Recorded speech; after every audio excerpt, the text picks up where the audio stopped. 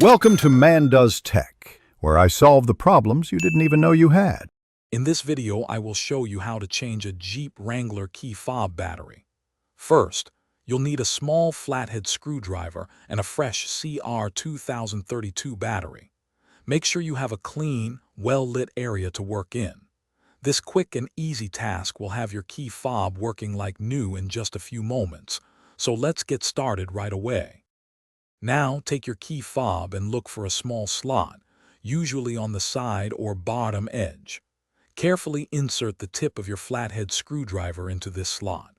With a gentle twist or pry, you can separate the two halves of the fob. Be sure to apply even pressure to avoid damaging the plastic casing as it comes apart. Once the fob is open, you'll see the old CR2032 battery. Take a moment to observe its orientation, noting which side is facing up. Gently remove the old battery. Now, insert your new CR2032 battery, making sure the positive side, usually marked with a plus sign, is facing upwards, just like the old one was. This ensures proper function. With the new battery in place, carefully align the two halves of your key fob. Press them firmly together until you hear a satisfying click, confirming that the casing is securely closed.